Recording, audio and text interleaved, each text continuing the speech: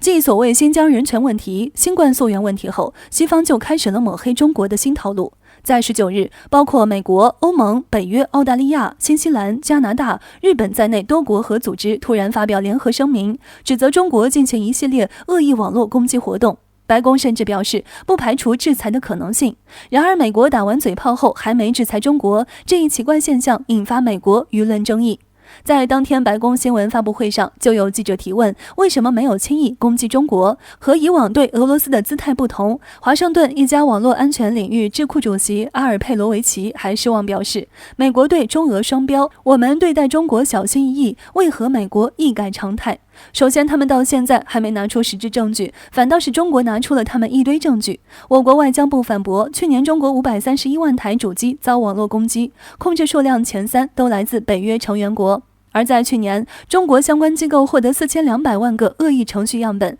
其中境外有53%以上来自美国。谁是加害者，谁是受害者？美国哪来的脸制裁？不过按照美国的德行，他不会因为没证据就不会制裁。对此，俄罗斯科学院世界经济和国际关系研究所北美研究中心研究员阿列克谢·达维多夫表示，中国市场发展如此成功，以至于让美国的制裁无效，遏制中国发展无计可施。美国制裁俄罗斯不会伤及美国自身，而制裁中国可能会让美国伤敌800，自损1000。一名美国政府官员就坦言，正讨论可能的制裁，但未达到共识，因为经济现实摆在眼前。我们与中国关系远比美俄关系复杂，而且如果我们行动，许多关键盟友也不一定跟。事实上，我们早已见识到中国的拳头。在去年，美国驱逐中国驻休斯顿领事馆外交人员，随后中国对等驱逐美国驻成都领事馆，谁吃亏呢？近日，美国休斯顿纪事报又重提此事，中国领事馆是否应该重返休斯顿，而理由是怕错过中国经济快车。除了这件事外，在3月份，欧盟和美国等国就以涉疆人权问题为由制裁中国。中国快速加倍反制，当时新媒体称这给欧洲上了一课，他们对中国的制裁影响甚微，但他们未知自身会承担什么后果。随着中国海上力量不断发展，美国、日本和海峡对岸开始愈发担忧。最近003航母曝光最新进展，让岛内愈发神经紧张，病急乱投机，四处找靠山。近日，美国智库战略与国际研究中心发布一张卫星照片，上海造船厂在建003型航母卫星图曝光，显示003航母的飞行甲板、基础上层建筑以及舷梯都已经差不多完工，航拍照中也已经大概形成完整规模。外界认为003航母可能在2021年底或2022年初下水西装，最早在2024年服役。相对于前2艘航母，003航母建造、服役、入列阶段速度肯定更快。在003航母进展神速的时候，也引起了岛内担忧。台军自产潜艇关键人物台军前总长黄曙光最近接受采访时表示，美军之前曾研判大陆可能在2027年动手的说法有根据。他分析，那个时间点解放军可能第3艘航母已经建好了，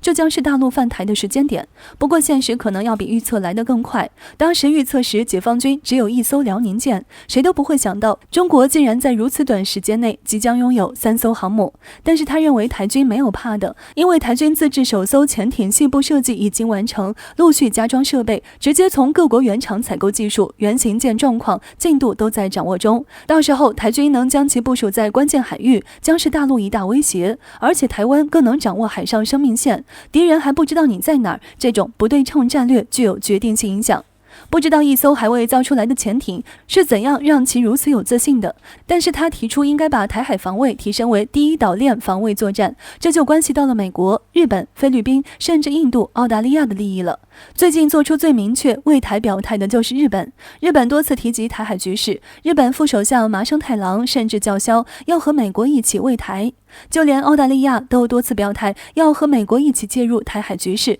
很显然，这些国家的表态给台当局释放错误信号。很显然，台当局已经把他们当作救命稻草，认为台海冲突他们一定会伸出援手，他们也太高估自身实力了。即使要打，用得着3艘航母吗？即使他们介入，解放军也会做好他们干预的预案。3艘航母将极大提升我们反介入区域抗止能力，到时候谁敢插手？近段时间，日本在诸多议题上对我方越来越咄咄逼人，接连叫嚣要与美国等国家一同保台，甚至扬言武力介入台海，挑战我方底线的意味十分明显。根据美国媒体的相关报道，日本自卫队正依托布城航母马毛岛和改装的2艘出云级轻型航母，构成隔绝东海与菲律宾海的钢铁长城。对此，外界不少人认为，日本从最开始跟着美国与中国作对，到现在演变成逐渐脱离美国缰绳的倾向，现在的日本已然成了反华的桥头堡。多个域外国家将日本当成驻点，但凡有国家来挑衅中国，都会在日本基地歇脚，而日本更是在台海问题上陷入了疯狂。例如前几日日本公布的防卫白皮书，其中关于台海的内容，日本直接将该问题上升到其军事层面。可正当日本一方面愈加展现出咄咄逼人的姿态之际，另一边日本又在担忧其攻击性的姿态会遭遇到我方碾压式的打击。据日本媒体近日披露，日本当局非常担忧，一旦日本介入我方内部事务，比如协防海峡，日本将会遭遇到我方的核威胁。另外，日本方面传言，我方军事研究小组已经提出类似的军事战略，如果日本方面军事介入中国核心议题，我方可对其进行核攻击，直到日本方面投降为止。前脚还在挑衅，后脚就如此担心挨打，日本态度大变，莫不是另有目的？在分析看来，日本炒作中国核威胁议题，很可能是想要跟美国确认共同防御体系的牢固程度。毕竟在中国互联网上有个说法，中国承诺不首先使用核武器，但日本是个例外，意思就是说，一旦日本武力介入台海地区，将意味着中日两国会开战，中日开战，日本毫无疑问是没有任何赢的机会的。因此，这个时候炒作中国核威胁，也是确保日本未来武力介入台海后，美国能够从中护日本平安。当然，还有一方面原因，很可能是日本想借此发展自己的核武器。无论是什么原因，作为唯一一个尝过核武的国家，日本自然是全球最恐惧核威力的国家。尤其是在台海问题上，日本接连触及中国红线，让该国非常担心中国会使用核武反击。总之，日本扬言必须警戒中国核威胁，怕挨打的只是其中之一，更多的是扩大中国核威胁，以发展自己的核武。话说回来，日本的目的当真以为中国不知道吗？日本接连发表涉台言论，干涉内政，导致台海局势日益升温，都是在逼解放军加速统一的进程。现在的日本除非磕头，否则别想解放军继续容忍日本如此疯狂的行为。近日，朝中社一篇文章引发巨大讨论。文章指出，地球有个缺德国家正逆世界潮流而行。很多人第一印象可能会想到的是美国，但是这次的主角是日本。朝中社文章指出，越来越多国家开始正视自己过去不光彩的历史，并向受害国道歉。比如前不久，比利时提出文化遗产归还路线图，决定把本国在殖民时期对刚果曾掠走的文化遗产全部归还当事国。之前，德国政府也终于承认在纳米比亚实施种族屠杀。几乎同时，法国总统马克龙在访问卢旺达时承认对卢旺达大屠杀负有一定责任。这也表明一个趋势：国际社会要清算不光彩历史。这并不是为了洗白他们曾经的恶行，他们曾经犯下的累累罪行，历史都会记上一笔。但是地球上有个缺德国家却逆世界潮流而行，那就是日本。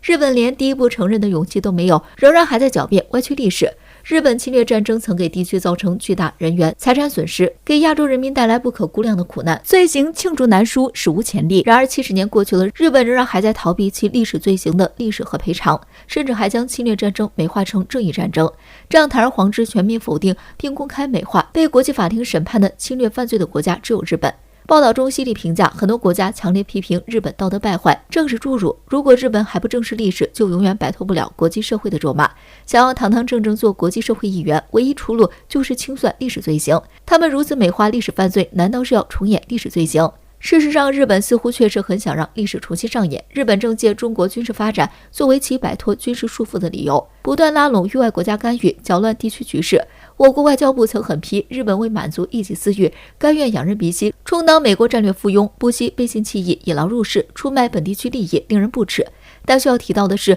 有很多中国人总是把日本想得太好。今年1月份，一份民调就显示，中国对日本人好感不断上升，45.9%的中国人对日本有好感，而对中国有好感的日本人仅占15%。之所以有这种差异，有很多因素，日本文化输入还有日本的宣传经费进行精神殖民。但随着很多今日大 V 陆续翻车，日本倾倒核污染水、东京奥运会迷惑行为等，也让越来越多人看清日本的本质。无论如何，都要极度警惕这个虎视眈眈邻居，他们又开始癫狂起来了。